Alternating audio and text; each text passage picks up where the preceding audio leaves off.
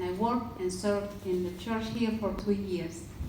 But about 8 months ago, the company terminated my contract, and I thought, I'm not coming back. But God did a miracle and made a way. I'm here now. I'm working for Him as a missionary.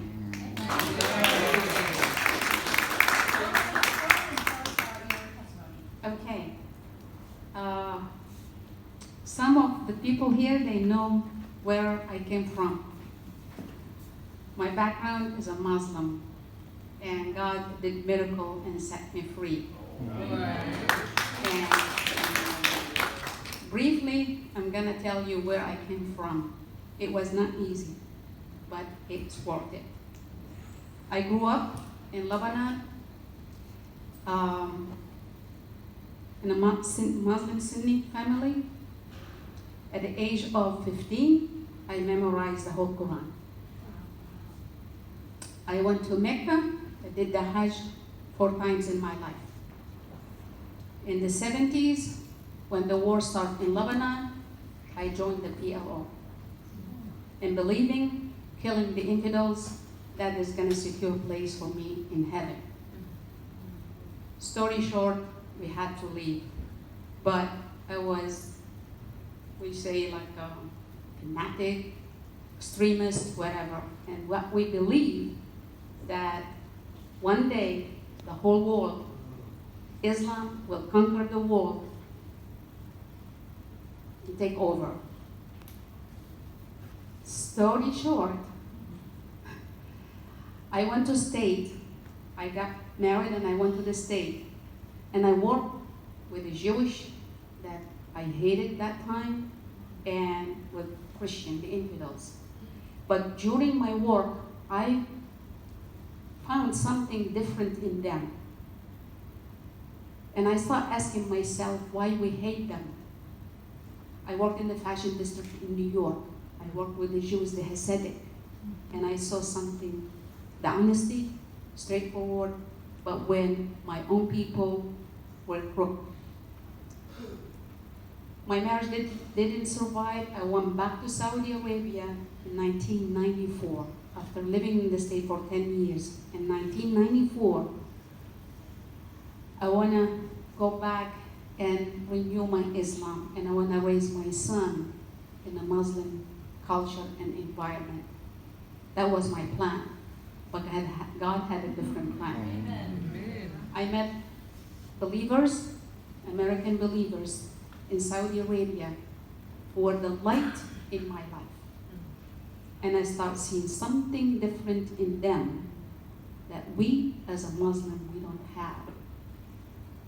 They love me, help me, and not asking for anything in return. And they didn't preach. They didn't hit me with the Bible. They showed me love. And faith without deed without faith, or faith without deed, is death. So through them, I started questioning Islam. And I rejected Islam by myself, 1995. And God has changed my life. I had to flee for safety. I went to Egypt to go back to my ex-husband, but God sent a missionary who led me to the Lord. Story short, I did not believe and I could not say that Jesus is the Son of God and He is God. And I believe if I say that I will be an infidel. And I know the price and the punishment that my family will have to, do, and what I have to pay. But the more I read the Bible, the more God started changing my heart. I had to flee from Egypt. I escaped. I went to Canada and I said, I don't want anybody's influence. I want to hear from the Lord. And by the Holy Spirit, I accepted Christ in my heart. And God prepared me, equipped me, set me free, and I started serving Him.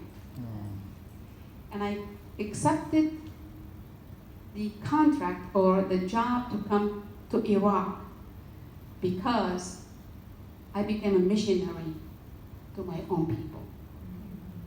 I planted many seeds and I saw the fruits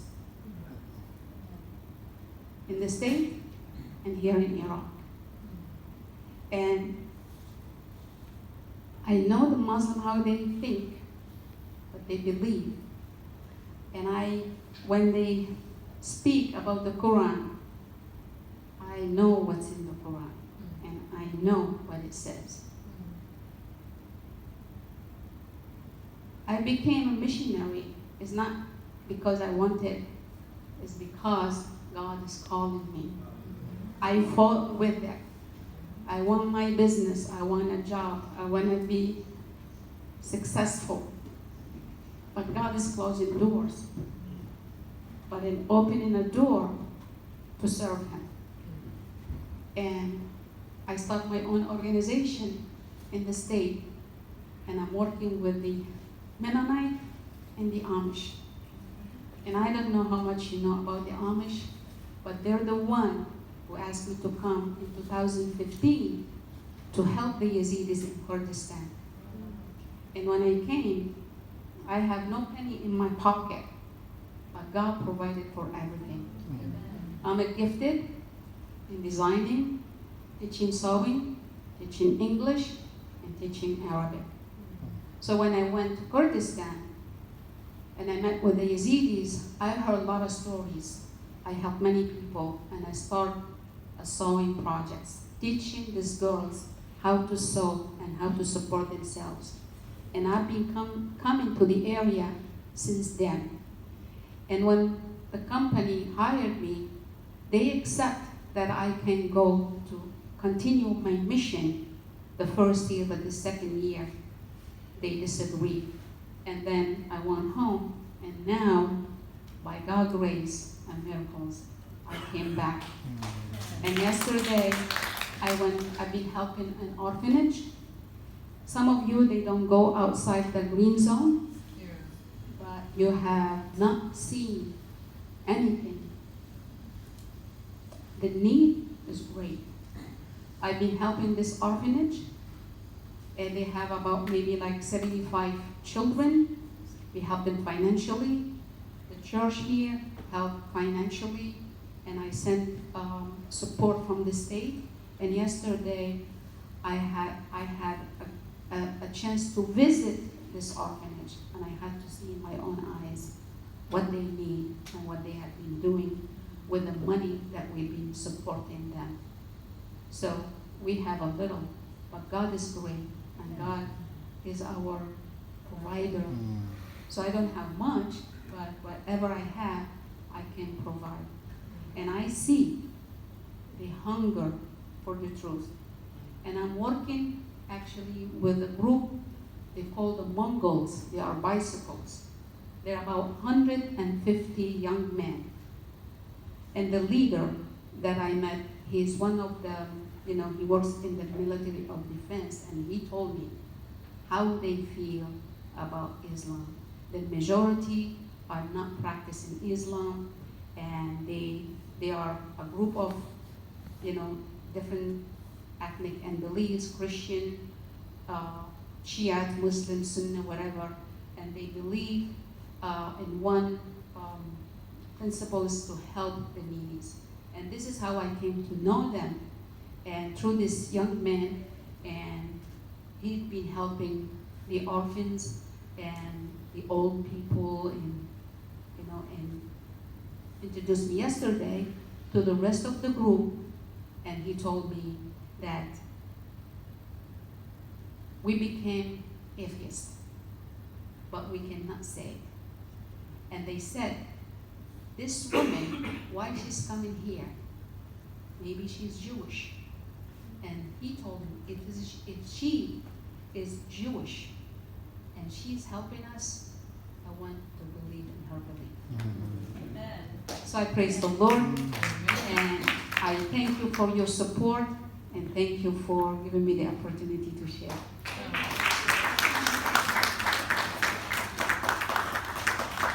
Do we have anyone else?